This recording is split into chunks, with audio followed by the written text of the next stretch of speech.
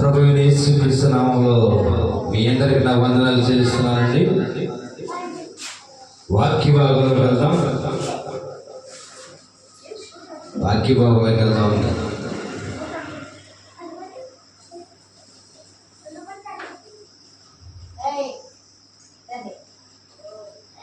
కీర్తనల గ్రంథము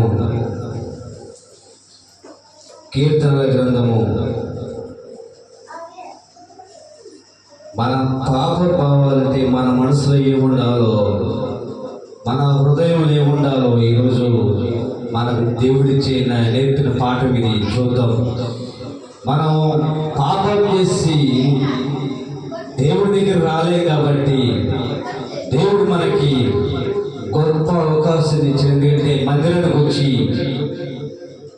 తెలియక చేసేనయ్యా ఈ పాపాలని ఒప్పుకుంటే దేవుడు క్షమించగలిగిన దేవుడు. హల్లెలూయా. ఎందుకంటే మన మానవులు కాబట్టి మనం భయపడేవారు కాబట్టి, లోకస్తులకు భయపడేవారు కాబట్టి దేవుడు మన ఎన్నుంటే, దేవుడు మన దగ్గర ఉంటే మనకి భయమేముండదు. కానీ దేవుడి దగ్గరకు వచ్చి దేవుడి సన్నిధిలో మనం కూర్చుంటే మనం ధైర్యంగా ఉంటుంది. మనకి దేవుని అండ ఉంటుంది. చూద్దాం. హల్లెలూయా. 119 కీర్తన 11వ అధ్యాయము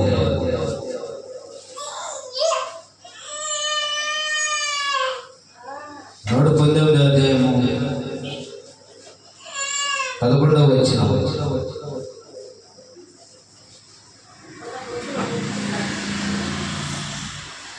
కీర్తన గ్రంథం 119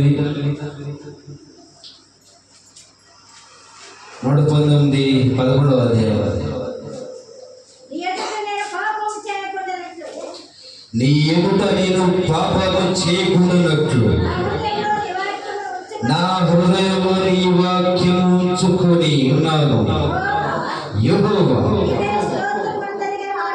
నీవే స్తోత్రము నొందదగిన వాడు.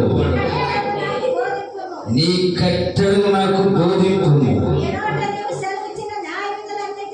నీ నోట నీవు సెలవిచ్చిన న్యాయ విధులన్నిటి నా పెదవులతో వివరించుదును. హల్లెలూయా. హల్లెలూయా. ఈ వాక్య భాగంలో మనకి చాలా అర్థమయ్యే విషయాలు ఉన్నాయి. ఎందుకంటే పాపంలో పడిపోయిన వాడు ఎలా ఉంటాడో, దేవుడితో నడిచేవాడు ఎలా ఉంటాడో ఈ వాక్య భాగంలో మనకు అర్థమవుతుంది. ఎందుకంటే ఈ వాక్యం చాలా మనసుకు హత్తుకునే వాక్యం ఇది. నా ఎదుట నీ ఎదుట నేను పాపము చేయకుండానట్లు నా హృదయంలో నీ వాక్యం ఉంచుకుని ఉన్నాను. హల్లెలూయా. నీ ఎదుట నేను పాపము చేయకుండానట్లు, నీ ఎదుట ప్రభా, నీ ఎదుట నేను వాక్యంలో ఉంచున్నాను. నీ వాక్యం నాలో ఉంటే ఏ పాపం నాకు రాదయ్యా, దూరముగా పారిపోతుంది అని కీర్తనకారుడు మనకు నేర్పిస్తున్న పాటలు ఇవి. నీ ఎదుట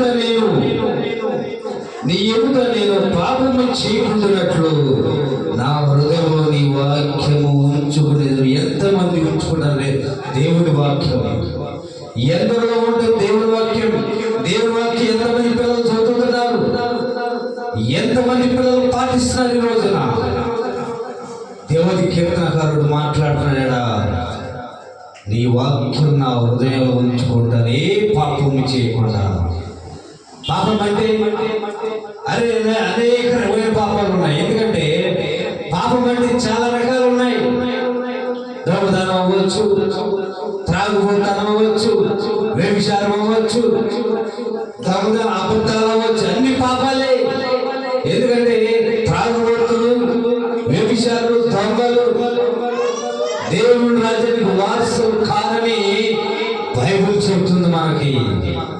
అబద్ధికులు కూడా దేవుని రాజ్యానికి వారసులు గారు. ఏం అబద్ధాలు ఆడుతున్నాం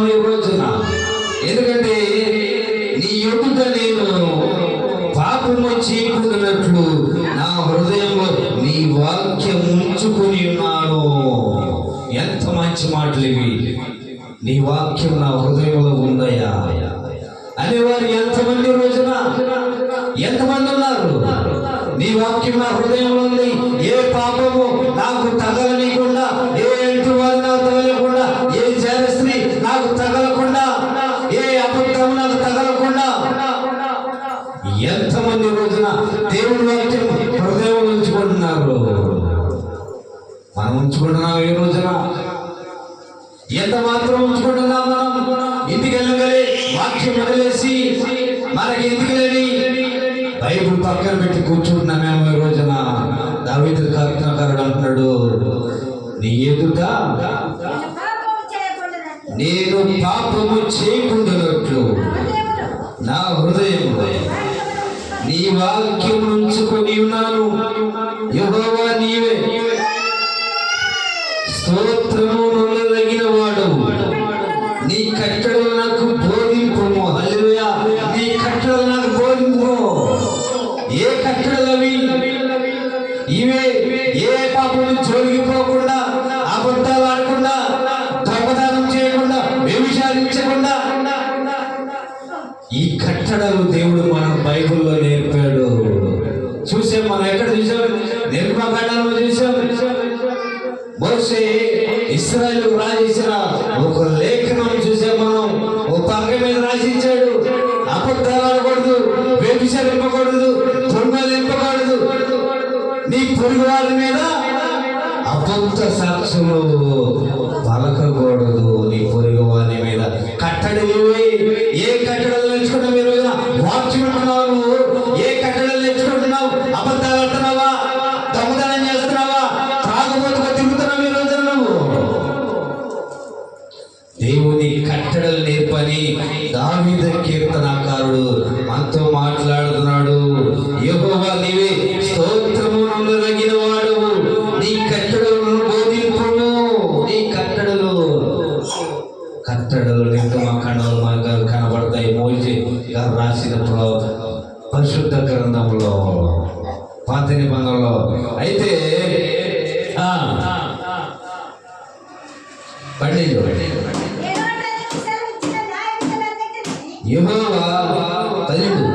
యెహోవా నీవే స్తోత్రము నొల్లదగిన వాడు, నీ కట్టడలు నాకు బోధింపు. నీ నోట నీవు సెలవిచ్చిన న్యాయ విధులను తిని నా పెదవులతో వివరించెదను. నువ్వేమి సెలవిచ్చవో ఇది న్యాయ విధులని నా పెదవులతో వివరిస్తానయ్యా. ఏమి వివరిస్తున్నావు ఈ రోజున? పరిశుద్ధంగా ఉంటున్నావా? నాకెందుకు లేకుంటున్నావా? మేమేమి వివరిస్తున్నావు? నేను కీర్తనకారుడు మాట్లాడుతాడు, నా పెదవులతో నేను వివరించేదను నీ న్యాయ విధులు. నేను వివరించేదను. ఏమి వివరిస్తున్నావు ఈ రోజు? నువ్వు పాపానికి అలవాటుపోతున్నావా? పాపములో పడి దొరుకుతున్నావా? పాపము నిన్ను వెంటాడుతుందా? నీ కుటుంబ సమస్యలు నిన్ను వెంటాడుతున్నాయా? అయితే ఈయన అంటున్నాడు, నా పెదవులతో నేను వివరిస్తానయ్యా. నీ సెలవు నువ్వు ఇచ్చిన మాట ప్రకారం నా పెదవులతో నీతిని వివరిస్తాను. ఏం వివరించాలంట? ఆయన నీతిని, న్యాయ విధులన్నిటిని నా పెదవులతో నేను వివరిస్తాను. పెదవులతో వివరించమంటే చాలా అబద్ధాలు ఆడతారు. ఎందుకంటే ఈ నాలుక ఎన్ని రకాలుగా మాట్లాడుతుందో, పెదవులు ఎన్ని రకాలుగా మాట్లాడుతుందో మనకు తెలియదు. అయితే న్యాయ విధులు మనకి వివరించాలి. వివరిస్తున్న ఈ రోజున అబద్ధాలని పెదవులుగా ఉన్నాయి మనవి, అబద్ధాలని నాలుగుగా ఉన్నామంది. మందిరానికి రాలేని వారు చాలా మంది ఉన్నారు. వాగ్దానాలు చేస్తున్నారే కానీ మందిరానికి, దేవుని సన్నిధిలో వాగ్దానం అంటే ఏమిటో తెలియట్లే వీళ్ళకి. ఏ వాగ్దానం చేస్తున్నామో తెలియట్లే వీళ్ళకి.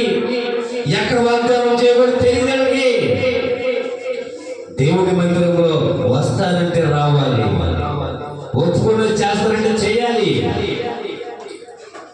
దేవుని మందిరంలో ఒప్పుకున్నప్పుడు అది మనం పెదవులతో మాట్లాడటం కాదు కానీ, నాలుగుతో వివరించడం కాదు కానీ, పెదవులతో నీవు ఖచ్చితంగా మాట్లాడాలి.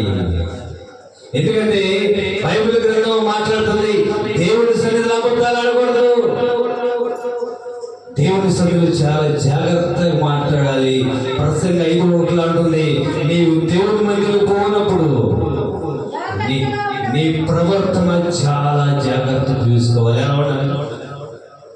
ఎలా ఉండాలంట?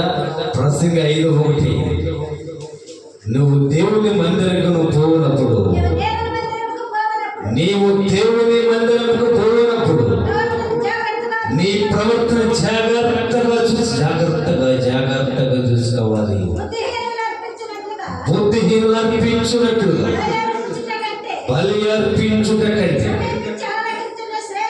హల్లెలూయా, బుద్ధిహీనులు అర్పించుట కంటే ఎంత మంచి మాటలు మాట్లాడుతున్నావు. అబద్ధాలు ఆడుతున్నావు రోజున, నువ్వు దేవుని సరిగ్గా వచ్చి అబద్ధాలు ఆడుతున్నావేమో. దేవుడు అది కాదు కోరుకుంటుంది, నేను పాపము చేయకున్నట్లు. ఏం మాట్లాడుతున్నాడు అక్కడ? చూద్దాం సరే, 1:19, నీ ఎదుట నేను పాపము చేయకున్నట్లు నా హృదయములో నీ వాక్యము ఉంచుకుని ఉన్నాను. వాక్యం ఉంచుకున్నావు. ఈ రోజున నువ్వు మాట ఇచ్చి తప్పుతున్నావా? దేవుడి సన్నిధిలో వచ్చి వస్తానని చెప్పి రావట్లేదా? ఈ రోజున నీ సాక్షులు ఏమైపోతున్నాయి? నువ్వు అనుకున్న మొక్కుబడులు ఏమైపోతున్నాయి? దేవుడి సన్నిధికి వస్తానని చెప్పి రాకపోవడం కూడా పాపమే. ఒక పాపం ఏంటి? దేవుడి సన్నిధిలోకి వస్తానని చెప్పి దేవుడి సన్నిధిలో మొక్కుకొని దేవునితో నిశ్చయంగా మాట్లాడి నువ్వు రాకపోవడం కూడా ఒక పాపమే. ఏం సమస్యలు? నీ కుటుంబ సమస్యలు. ఆయన కంటే నీకు సమస్యలు ఉన్నాయా? ఆయనకి ఎంతమందో, ఎంత కుటుంబాన్ని చూడాలి అతను. నువ్వు 2-3 చూసే వారికి అల్లాడిపోతున్నావు. 2-3 పోషించుకునేదానికి అల్లాడిపోతున్నావు నువ్వు. దేవునికి ఎన్ని శ్రమలు మన దేవునికి. అయ్యో, ఈ పిల్లలు నా పాటించలేదయ్యా, ఆకాశ పక్షులు చూడు, అవి ఎంతవి కోయవు, కొట్టులో కూర్చుకునవు. అయినను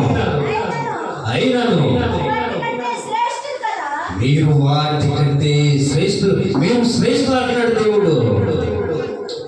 మేము శ్రేష్ఠులు అంటున్నాడు. మనం వింటున్నాము ఈ రోజున. ఆయన ఎంత శ్రమ పడతాడు మన కోసం. ఆకాశమా ఆలకించము, భూమి చెవియెక్కుము. ఈ పిల్లలను పెంచి ఇంత వారి చేసింది, కానీ వారు నా మాట వినట్లేదయ్యా. మీరు నా మాట వినట్లేదు. భూమి ఆకాశం ఆలకించము. రేపు మన మీద సాక్షులు వీడే, ఆకాశం ఆలకించము, భూమి చెవియెక్కుము. నేను పిల్లలను పెంచి గొప్ప వారిగా చేసి తిని వారు నా ఏ మీద తిరుగుబడి ఉన్నారు. ఎన్ని శ్రమలు ఆయనకి, ఎన్ని శ్రమలు. గొప్ప వారికి చేయాలని ఆలోచిస్తున్నాడు యెహోవా దేవుడు. కానీ నువ్వు చేస్తుంది ఏంది? 2-3 పోషించుకునేసరికి తన్నుకులాడుతున్నారు ఈ రోజున. ఎందుకంటే భూలోకం అలా తయారైపోయింది, దోచుకోవడం అయిపోయింది. వాడికి చేస్తే దోచుకోవడం, వీరికి చేస్తాడు దోచుకోవడం అయిపోతుంది ఈ రోజున. పేదవాళ్ళని పట్టించుకునేవాడే లేరు. 2-3 పోషించిన వారికి అల్లాడిపోతున్నాం ఈ రోజున మనం. ఎన్ని బాధలు. ఆకాశమా ఆలకించుము, భూమి చెవియెక్కుము. పిల్లవాళ్ళని పెంచి గొప్ప వారిగా చేయాలనుకుంటుంటే ఏమైపోతున్నారంట? వీరు నా మాట వినటం లేదు, వీరు నా మాట వినటం లేదు.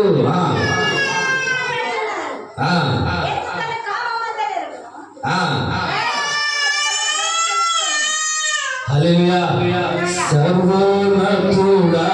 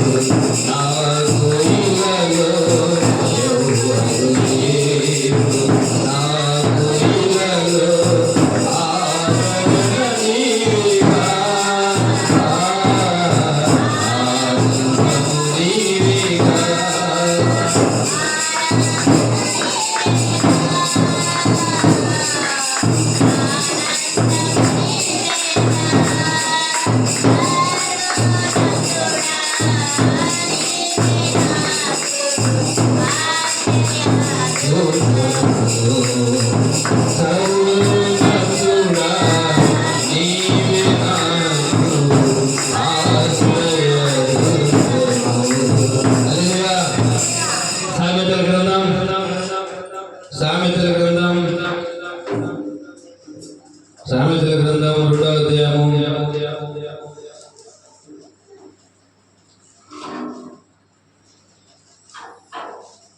2వ అధ్యాయము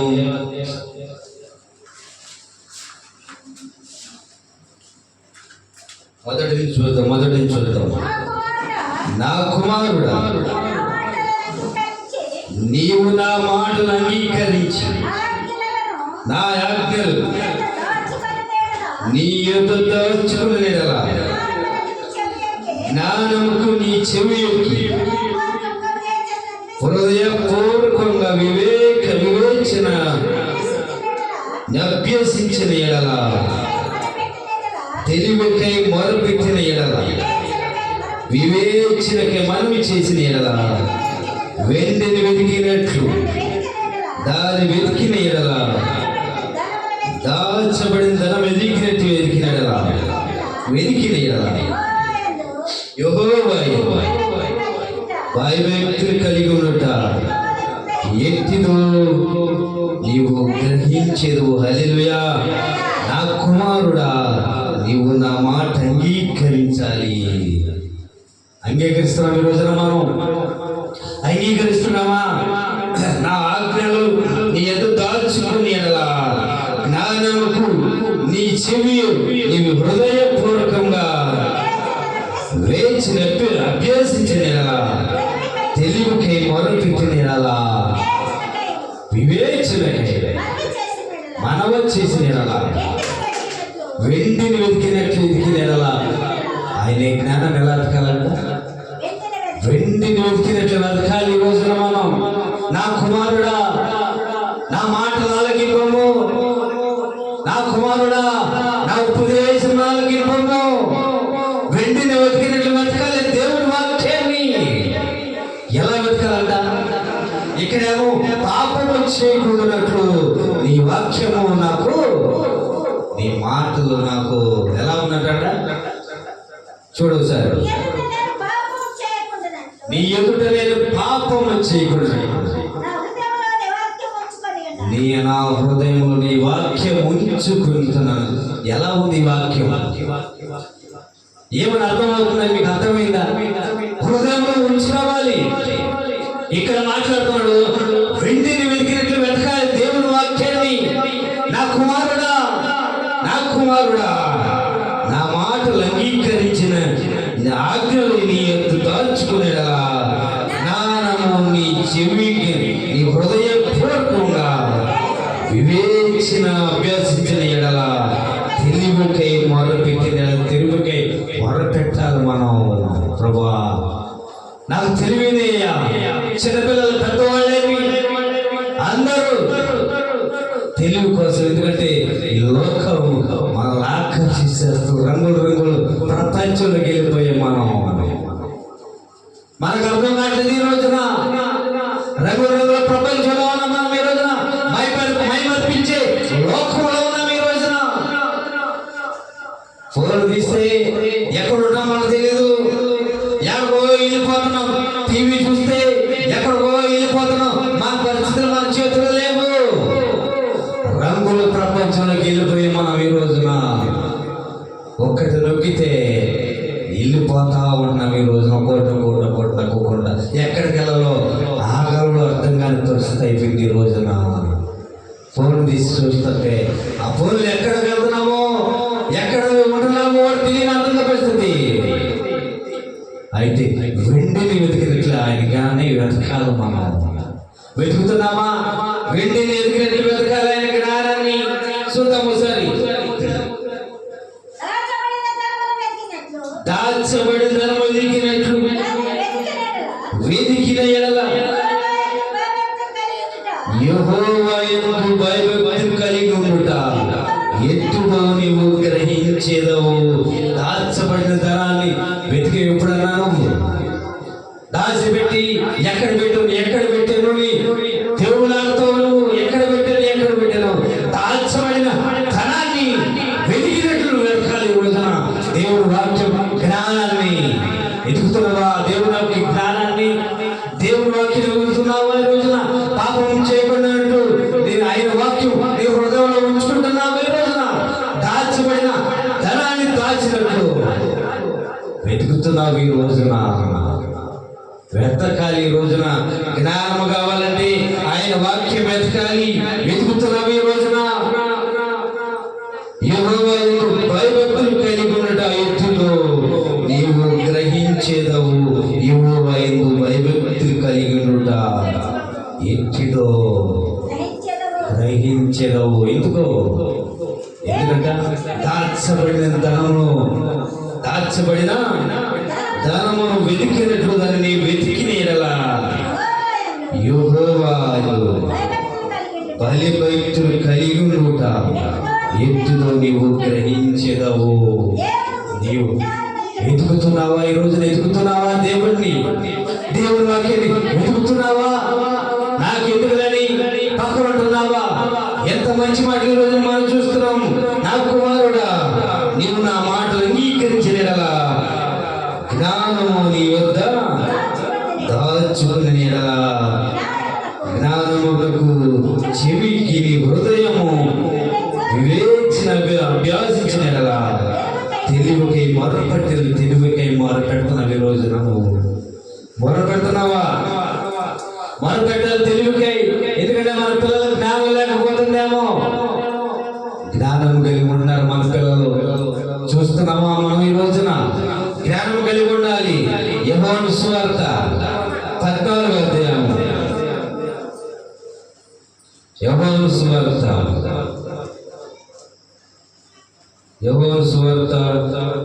14వ అధ్యాయం 26వ వచనం.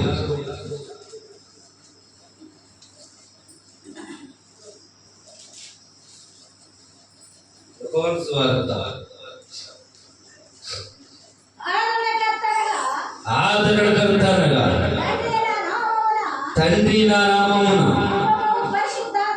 పంపకు పరిశుద్ధాత్మ సమస్తము నీకు బోధించి నేను మీతో చెప్పిన సంగతులన్నిటినీ మీకు జ్ఞాపకము చేయును. హల్లెలూయా.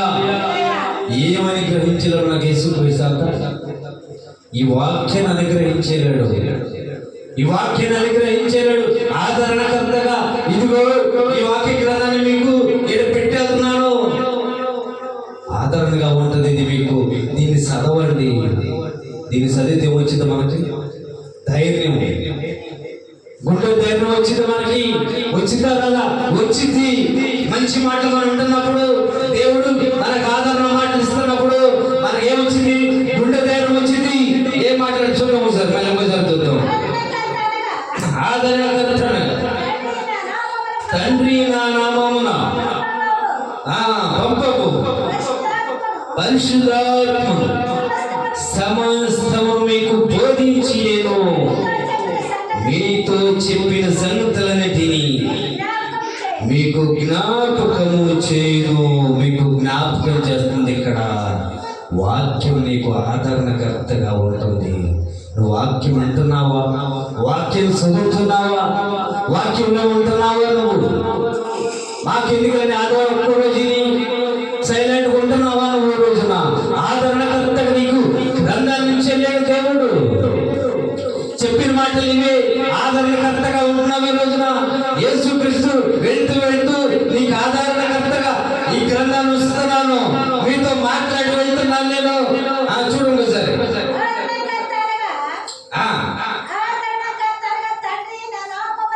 ఆదరణకర్తగా తండ్రి నా నామమున పంపబో పరిశుద్ధాత్మ సమస్తమును మీకు బోధించి నేను మీతో చెప్పిన సంగతులన్నిటినీ మీకు జ్ఞాపకము చేయును.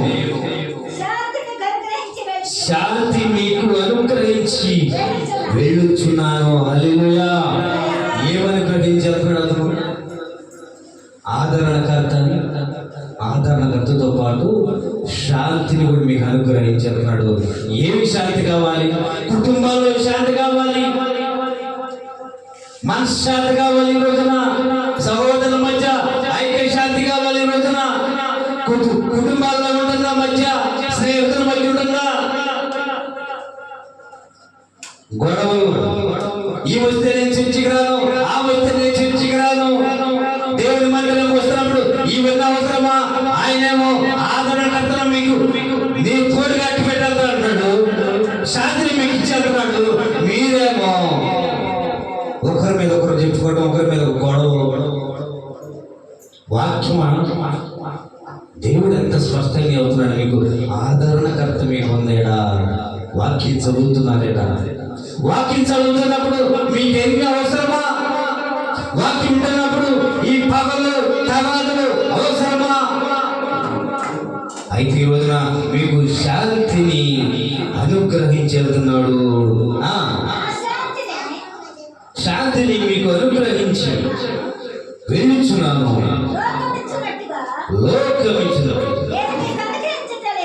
నేను మీకు అనుగ్రహించలేదు.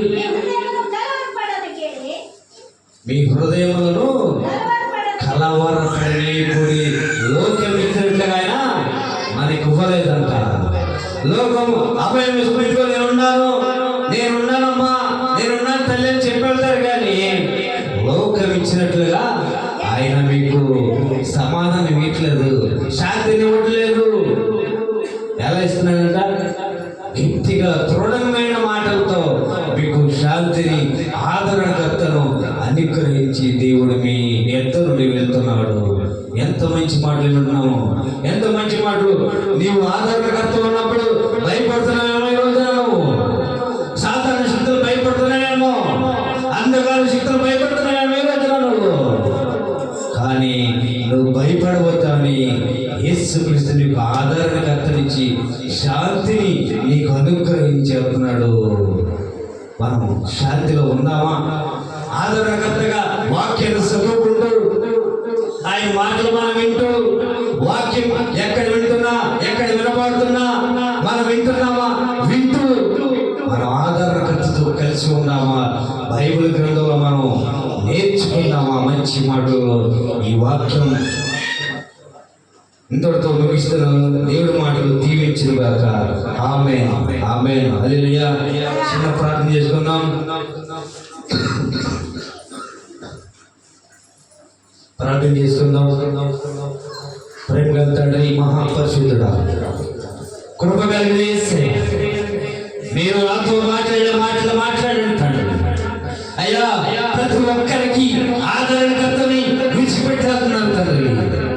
అయ్యా, మీరు శాంతిని విడిచిపెట్టేస్తున్నారు తండ్రి. ఆదరణకర్తగా మీరు నా తండ్రి ఈ వాక్యాన్ని మాకు ఇచ్చి తండ్రి మీరు వెళ్తున్నారయ్యా. అయ్యా, నేను పాపము చేయకూడనట్లు ప్రభా, నీ ఎదుట మేము పాపం చేయకూడనట్లు నీ వాక్యము నా హృదయంలో నింపుకొనిచున్నాను తండ్రి. పరిశుద్ధాత్ముడా, కృప కలిగిన యేసయ్యా, నా కుమారుడా, నీకు జ్ఞానం కావాలంటే నా మాటలు వినాలి. వింటున్నావా? దేవుడి వాక్యం వింటున్నావా? ఈ రోజున నువ్వు దేవుడి వాక్యం వింటున్నావా? పరిశుద్ధ గ్రంథాన్ని చదువుతున్నావా? ఈ రోజున నువ్వు లోకస్తులు వెళ్ళినట్టుగా వెళ్తున్నావా? లోకం ఇచ్చినట్లు ఇంట్లో యేసుక్రీస్తు వారు మీకు శాంతిని అనుగ్రహిస్తున్నాను అంటున్నాడు. లోకం ఇచ్చినట్టుగా మీకు ఇవ్వలేదు జ్ఞానాన్ని. బైబిల్ చెప్తుంది, ఆదరణకర్తను మీకు అట్టి పెట్టేస్తున్నాను, మీ దగ్గర ఉంచుతున్నాను, శాంతిని అనుగ్రహించేస్తున్నాను. అబ్రహాము నేర్పిన పాఠం మనం నేర్చుకున్నాం ఈ రోజున. మోషే నేర్పిన పాఠం మనం నేర్చుకున్నాం ఈ రోజున. వీళ్ళందరూ బైబిల్ గ్రంథాల్లో ఎత్తుకున్నారు తెలుసా? దేవుని మాట విన్నారు వీళ్ళంతా. దేవుడితో నడిచిన వాళ్ళు. ఎంత గొప్ప భాగ్యం, ఎంత గొప్ప. కిరీటం కోసం పరిగెత్తిన వాళ్ళు కూడా కిరీటం కోసం పరిగెత్తుతున్నావా ఈ రోజున? దేవుని మాటల కోసం పరిగెత్తుతున్నావా? నాకెందుకుని ఇళ్ళకాయ ఉంటున్నావా ఈ రోజున? నాకు సంబంధించి కాదు ఉంటాయేమో.